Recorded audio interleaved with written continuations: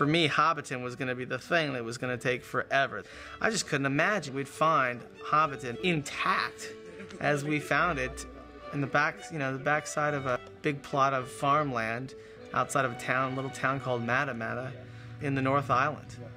And the lane sort of went up through here. Then that way you can stand over there where Rick was. I remember the first time we went there and went through this one gate, and there was Hobbiton. There was the lake, there was the Partyfield tree, and there was the hill that Bag End sits. It was just right out of the book. And maybe the party field then is, just over the back there. It overlooks the water in a way, doesn't it? To this day, if you were to go visit it, it will always feel like Hobbiton. It's just a great spot.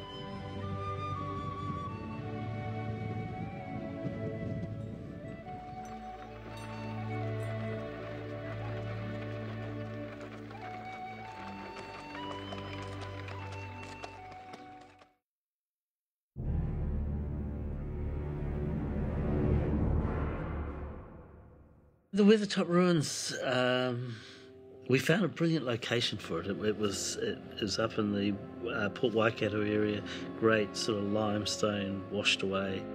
Standing on top of Weathertop, there's the road in, there's a hilltop, and it drops away quite rapidly down below. This is the hollow on the western side of Weathertop. It's got a good size to it. In terms of the location, we never intended to build anything. The Weathertop that you see in the movie exists in physical form in terms of the wide shots because of a visual effect shot. And with respect to once the hobbits are at the summit and surrounded by the wraiths and then saved in turn by Aragorn, that's actually just a soundstage. So the location itself never had to deal with a build, and as a result, that was the location that we could sort of hump the equipment in or chopper the equipment in to kind of do on the day.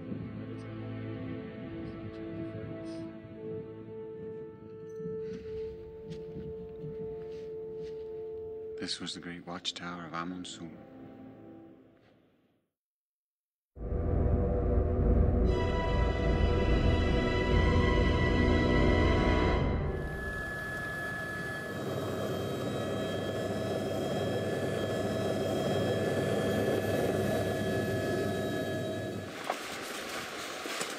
The horse chase basically culminates in the riders chasing Arwen across the river. She gets on the other side and sort of goads them across. And what my concept is, because the scene is made up of like three primary kind of angles, it's the angle which is the profile where you've got Arwen on one side, the other horses starting to cross, and around the corner comes the flood. Yeah, there is actually a road. There's an old miners' road up here, and there's a whole lot of old buildings up there, old kind of miners' buildings. The foundations of them up in the trees there, because this was actually the ford. I mean, if you imagine before that bridge was built there, in this particular place there were 10,000 people. And here in Skippers, this is the township, but there were 10,000 people at the height of the gold rush, and that bridge didn't exist, and this was actually their ford, the real ford.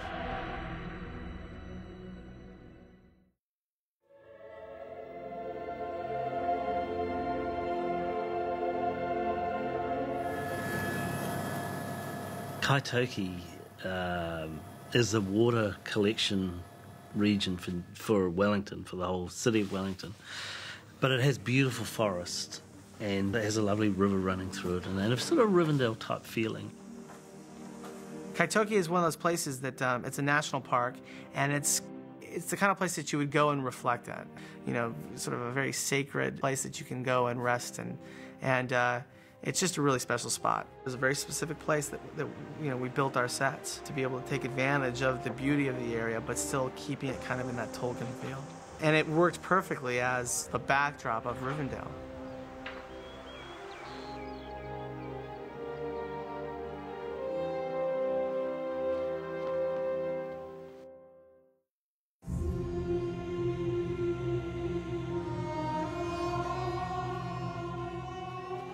This is the idea with this is it's the Lothlórien woods. Now we're in a different forest, a different part of the story. Paradise is this beautiful forest area just out of Queenstown. You drive to Glenorchy, it's about an hour's drive, and then beyond Glenorchy into the real wilderness. You find this beautiful forest called Paradise, and it's essentially an old beech forest that has a major canopy of leaf, and underneath the ground is covered in very soft, very vibrant green moss, which just covers everything.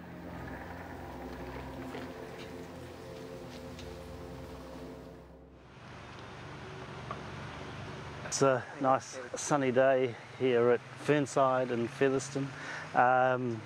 This is the Silverlode riverbank. It's a beautiful location and the access is good. One of the huge attractions of this particular area was lots of lovely oranges and reds and greens in the leaves, which we have lost a bit with the onset of winter, but we've managed to add a few, in the right places, so it's working okay.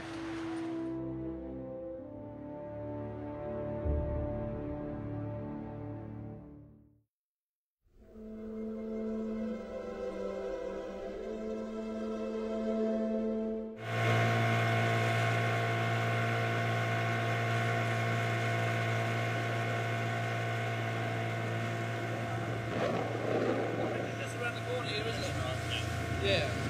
Well, let's just go up to the bridge and then we'll just have a little bit of a cruise back. And it would be good then to get the boat up here if we could, the Elven boat. Even if we just jump off onto the shore somewhere, if you need to go back. Oh yeah, no worries. So here's the bridge, right. So we're just looking, Andrew, for some sort of a shot which would give us the, the gorge that leads up to the Argonaut. Yeah.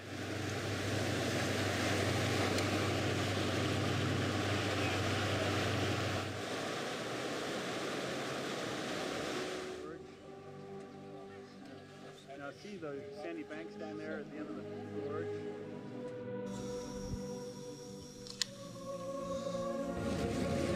Let's just hang back.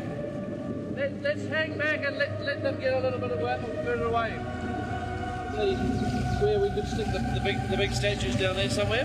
The Argonaut.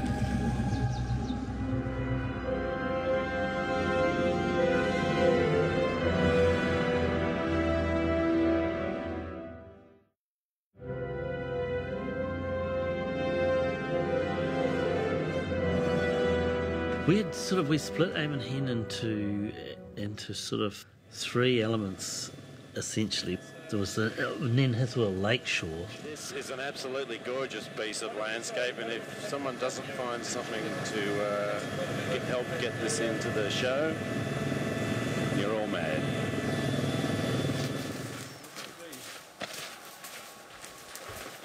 That's probably one of the nice ones. Yeah.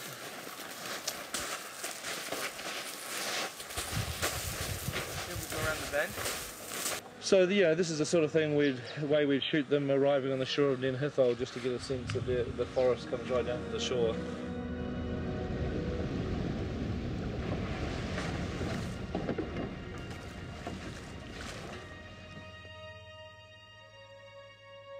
Paradise, we shot the Pathgallen section of it, which was the approaches to the Amon Hen seeing seat, and where there was a lot of battle between the Fellowship and the Urukai.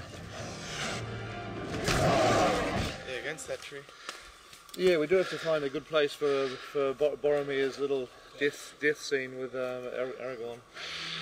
So yeah.